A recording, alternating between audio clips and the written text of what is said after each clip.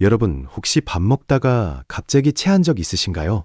가슴이 꽉 막히고 속이 답답해서 정말 아무것도 못하게 되는 그 느낌이죠. 여러분의 구독과 좋아요는 건강한 콘텐츠를 만드는데 가장 큰 힘이 됩니다. 지금부터 오늘의 건강 비책 시작해 보겠습니다. 오늘 주제는 바로 동의보감에도 기록되어 있는 급체의 명약, 합곡혈에 대한 이야기예요. 이 합곡혈이라는 혈자리 하나만 제대로 알아두면 급체뿐 아니라 두통이나 치통까지 다스릴 수 있다고 하네요. 그래서 오늘 이 영상에서 합곡혈의 모든 것을 낱낱이 파헤쳐 드리겠습니다. 자, 그러면 먼저 급체가 대체 왜 생기는 건지부터 살펴볼까요?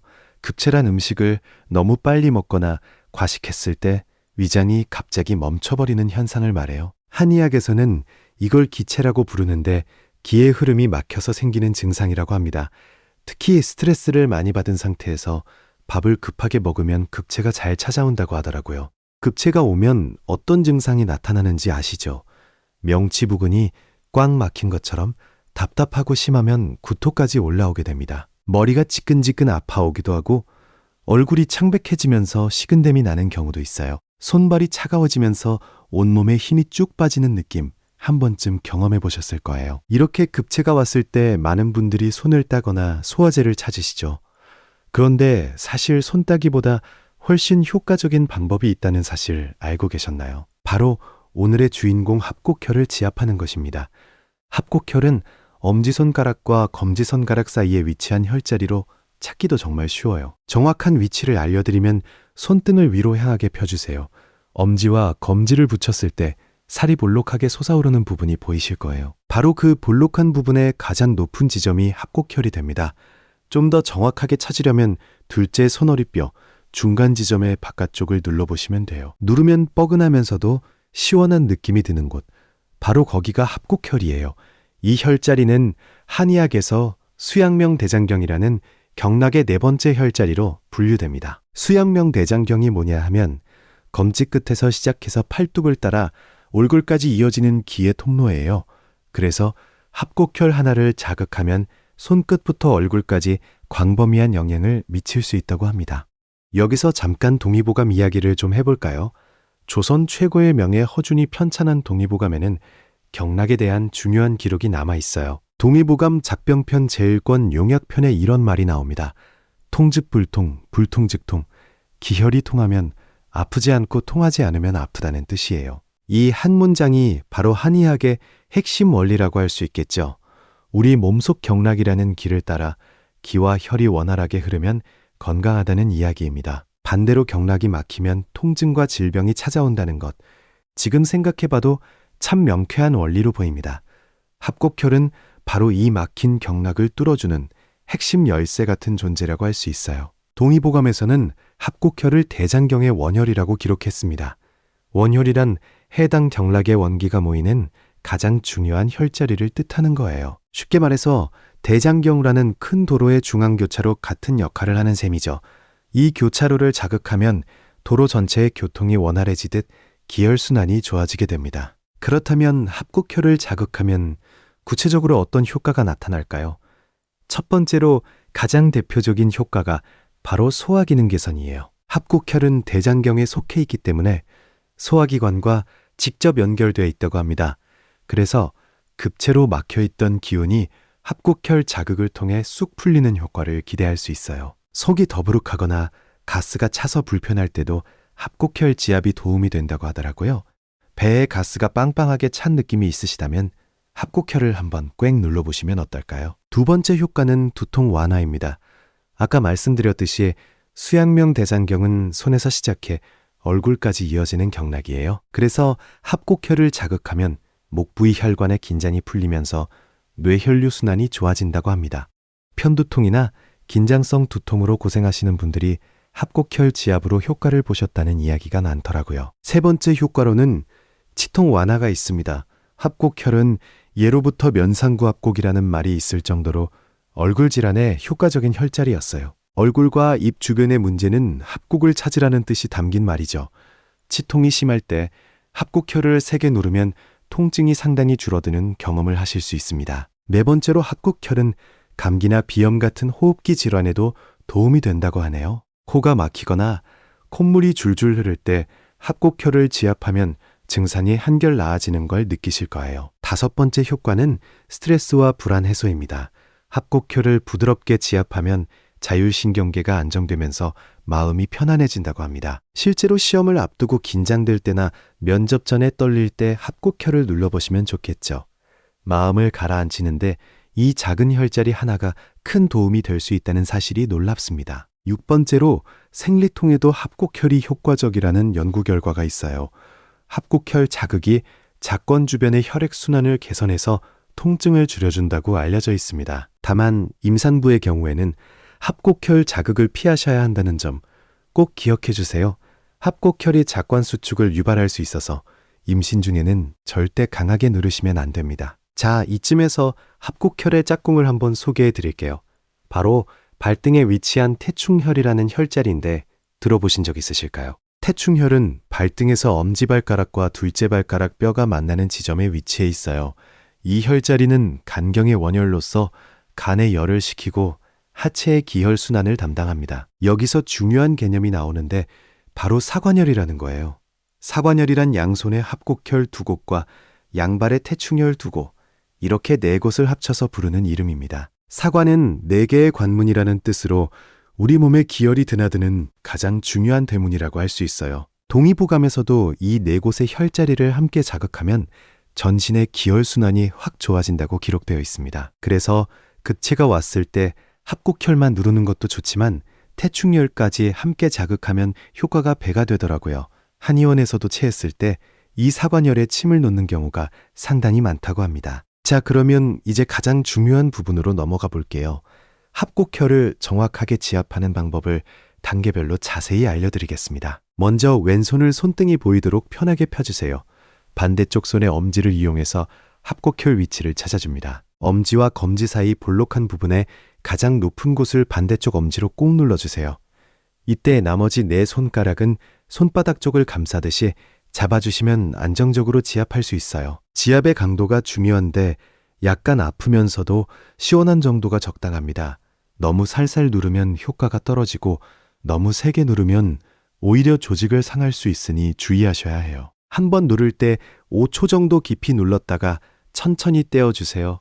이런 식으로 5초 누르고 5초 쉬는 동작을 10번에서 15번 정도 반복하시면 됩니다. 양손을 번갈아 가며 해주시는 게 좋고 하루에 2-3번 정도 해주시면 충분하다고 해요. 한 번 지압할 때 3분에서 5분 정도 투자하시면 최적의 효과를 느끼실 수 있습니다. 여기서 한 가지 팁을 더 드리자면 지압하면서 손가락을 살짝 돌려주면 효과가 더 좋아져요. 시계 방향으로 작은 원을 그리듯이 부드럽게 돌려주시면 혈자리 자극이 훨씬 깊어지게 됩니다. 지압할 때 호흡도 중요한 역할을 하는데 숨을 깊이 들이마시면서 누르고 내쉬면서 떼어주세요. 이렇게 호흡과 함께하면 기혈순환 효과가 극대화된다고 합니다. 급체가 와서 정말 급할 때는 합곡혈을 꾹 누른 상태에서 검지손가락을 천천히 굽혔다 펴보세요.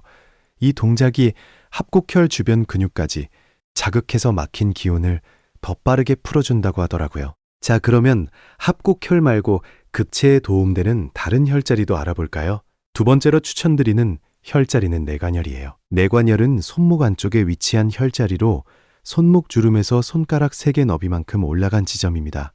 이 혈자리를 누르면 속이 울렁거리는 증상이나 멀미에도 효과가 탁월한 것으로 알려져 있어요. 3번째로 소개할 혈자리는 족삼리혈인데 무릎 아래에 위치하고 있습니다. 무릎 바깥쪽 오목한 곳에서 손가락 4개 너비만큼 아래로 내려간 지점을 눌러주시면 돼요. 족삼리는 위경의 합혈로서 소화 기능을 총괄하는 매우 중요한 혈자리라고 하네요. 동의보감에서도 족삼리를 자주 자극하면 위장이 튼튼해진다고 기록하고 있습니다. 이렇게 합곡혈, 내관혈, 족삼리혈 이 3가지를 기억해 두시면 급체가 왔을 때 든든하겠죠. 3혈자리를 순서대로 지압해 주시면 막힌 기운이 위에서 아래로 쭉 내려가는 걸 느끼실 수 있어요. 여기서 한 가지 더 강조하고 싶은 것이 있습니다. 급체를 예방하는 생활 습관도 합곡혈 지압 못지않게 중요하다는 사실이에요. 첫 번째 습관은 식사를 천천히 꼭꼭 씹어서 드시는 건데 한 입에 20번 이상 씹어주세요. 음식을 충분히 씹으면 침 속의 소화 효소가 분비되어 위장의 부담을 크게 줄여준다고 합니다. 두 번째 습관은 식사 직후에 바로 눕지 않는 것이에요. 밥 먹고 바로 누우면 위장 운동이 멈추면서 급체가 올 확률이 확 높아지게 됩니다. 세 번째로 과식을 피하시는 게 좋은데 배의 70% 정도만 채워주세요. 동의보감에서도 과식을 삼가라는 기록이 여러 차례 등장할 만큼 옛날부터 강조된 내용이에요. 네 번째 습관은 스트레스 관리인데 긴장 상태에서 식사하면 소화력이 크게 떨어진다고 하더라고요. 식사 전에 심호흡을 몇 번 하시거나 편안한 마음으로 식탁에 앉으시면 소화가 훨씬 잘 됩니다. 다섯 번째로 따뜻한 물을 자주 마셔주시는 것도 좋습니다. 차가운 음료는 위장을 수축시켜서 소화 기능을 떨어뜨릴 수 있으니 되도록 따뜻한 걸로 드셔보세요. 자, 이제 동의보감 속 경락의 원리를 한 번 더 정리해 드릴게요. 허준은 경락을 기혈이 운행하는 길이라고 설명했습니다. 이 길이 막히면 병이 생기고 이 길이 통하면 병이 낫는다는 것이 핵심이에요. 합곡혈은 이 수많은 길 중에서도 가장 교통량이 많은 핵심 교차로에 해당하는 셈이죠. 그래서 합곡혈 하나만 잘 관리해도 우리 몸 전체의 기혈순환에 큰 도움이 된다고 합니다. 동의보감의 지혜가 수백 년이 지난 지금까지도 유효하다는 것이 정말 대단하지 않으셨나요? 실제로 현대한 의학 연구에서도 합곡혈의 효과를 뒷받침하는 논문이 수백 편 이상 나와 있어요. 과학적으로도 합곡혈 자극이 자율신경계와 내분비계에 긍정적인 영향을 미치는 것으로 밝혀졌습니다. 한 연구에 따르면 합곡혈 자극이 뇌 통증 조절 영역을 활성화시킨다는 결과가 나왔더라고요. 수백 년 전 허준이 기록한 내용이 현대 과학으로 증명되고 있다니 놀라울 따름입니다. 그렇다면 합곡혈 지압을 할 때 주의할 점은 무엇이 있을까요? 가장 중요한 주의사항은 아까도 말씀드렸지만 임산부는 합곡혈을 자극하시면 안 된다는 것입니다. 합곡혈이 작권 수축을 촉진할 수 있기 때문에 임신 중에는 반드시 피해 주셔야 해요. 또한 빈속에 너무 강하게 지압하면 어지러울 수 있으니 적당한 강도를 유지해 주세요. 피부에 상처가 있거나 염증이 생긴 부위는 지압을 피하시는 게 좋습니다. 그리고 고열이 있을 때나 음주 직후에는 지압의 효과가 떨어질 수 있으니 참고하시면 될 것 같아요. 만약 지압을 했는데도 급체 증상이 30분 이상 계속된다면 다른 질환일 가능성도 있으니 꼭 병원에 가보셔야 합니다. 단순한 급체가 아니라 급성 위장염이나 담석증 같은 질환일 수 있기 때문에 방심하시면 안 돼요. 마지막으로 합곡혈의 효과를 극대화하는 꿀팁 몇 가지를 더 알려드리겠습니다. 평소에도 합곡혈을 규칙적으로 자극해 주시면 면역력 향상에도 도움이 된다고 합니다. 아침에 일어나서 양손 합곡혈을 각각 3분씩 지압해 주시면 하루를 활기차게 시작하실 수 있어요. 저녁에는 좀 더 부드럽게 지압하시면 하루의 피로가 풀리면서 숙면에도 효과적이라는 이야기가 있습니다. 합곡혈과 태충혈을 함께 지압하는 사관열 지압법을 매일 실천하시면 전신의 기혈순환이 눈에 띄게 좋아질 거예요. 특히 환절기에 감기 예방 목적으로 합곡혈을 꾸준히 자극해 주시면 면역력을 탄탄하게 지킬 수 있습니다. 오늘 동의보감 속 합곡혈의 비밀을 함께 살펴봤는데 어떠셨나요? 엄지와 검지 사이에 이렇게 대단한 혈자리가 숨어 있었다니 정말 놀랍지 않으셨나요? 급체가 왔을 때 당황하지 마시고 오늘 알려드린 합곡혈 지압법을 꼭 떠올려 주세요. 합곡혈 하나만 기억하셔도 급체는 물론 두통, 치통, 생리통까지 거뜬히 이겨내실 수 있습니다. 허준 선생이 남긴 동의보감의 지혜가 여러분의 일상 건강을 지켜드리길 바라겠습니다. 오늘 영상이 도움이 되셨다면 구독과 좋아요 꼭 부탁드리고 다음 건강 비책에서 또 만나요.